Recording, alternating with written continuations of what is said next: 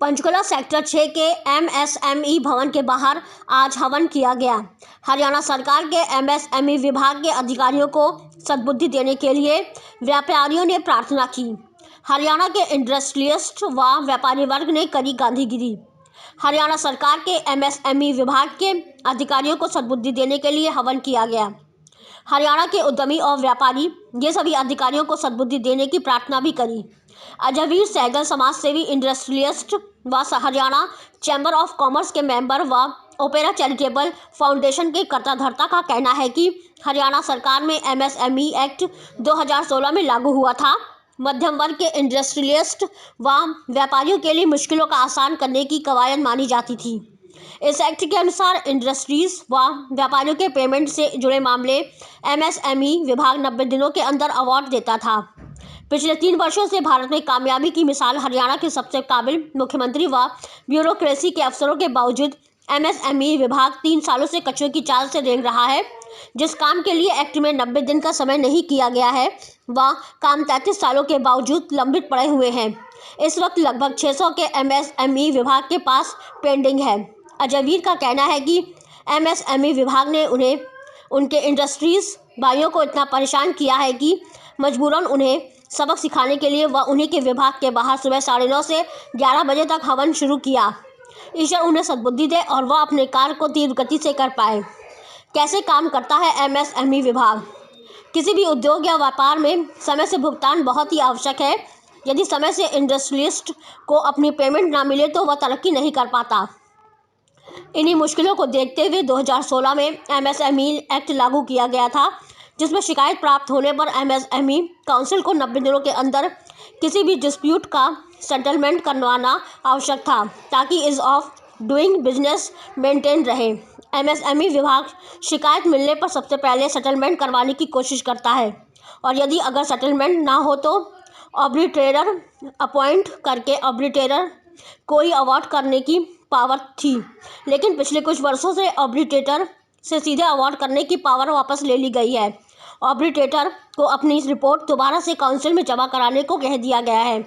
इसी के बाद एंड हॉकिम्स और इंजासिट्स एमएसएमई डिपार्टमेंट्स में चरम पर है। भ्रष्ट अधिकारियों के चलते आर्बिट्रेटर की रिपोर्ट पर ध्यान नहीं दिया जाता था या फिर 2 या 3 सालों के बाद यह कह दिया जाता है कि आर्बिट्रेटर की रिपोर्ट ही गलत है। गौरतलब है कि अभी भी 600 मामले हरियाणा एमएसएमई के काउंसिल के पास पेंडिंग पड़े हैं। एचएसवीपी डिपार्टमेंट की बिल्डिंग के बाहर आज आपने पीसफुली प्रोटेस्ट किया है, क्या वजह है इसकी? एचएसवीपी की बिल्डिंग के ऊपर 2nd फ्लोर पे एमएसएमई का फंक्शन और एमएसएमई का ऑफिस है। एमएसएमई की वर्किंग पिछले 2-3 सालों से काफ़ी स्लो हो रही है, जिससे कि बिजनेसमैन को एमएसएमई इंडस्ट्री को काफ़ी प्रॉब्लम आ रही है।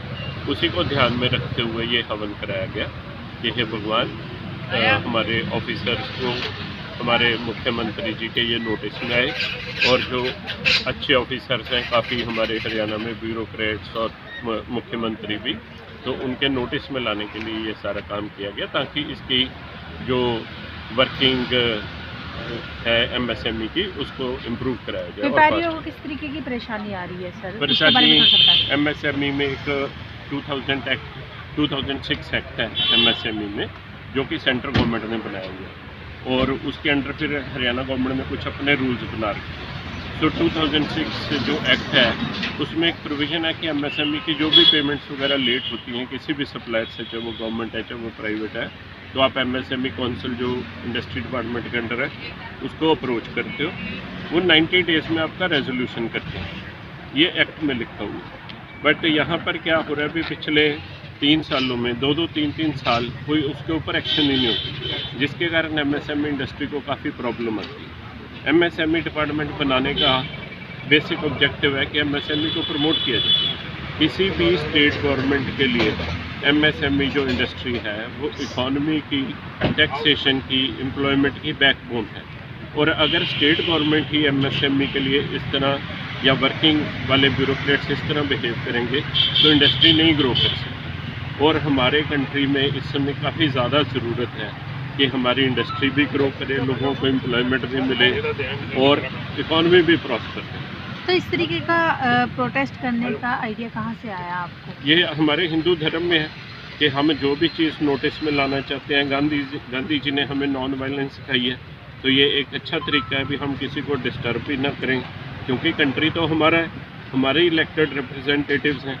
हम कंट्री की इकोनॉमी को किसी तरह से ऑब्स्ट्रक्ट थोड़ी करना है, कोई प्रॉपर्टी थोड़ी डैमेज करनी है। और हमारे धर्म में लिखा हुआ है कि जब भी हम हवन कराते हैं उससे शुद्धि होती है, तो ये एक अच्छा तरीका है मेरे ख्याल से, सभी को ये करना चाहिए। तो अगर आपकी मांगे नहीं मानी जाती, आपका ये वर्किंग नहीं होता, तो अगले क्या कदम रहेंगे? अगला भी हवन कराएंगे, इससे बड़ा हवन करेंगे।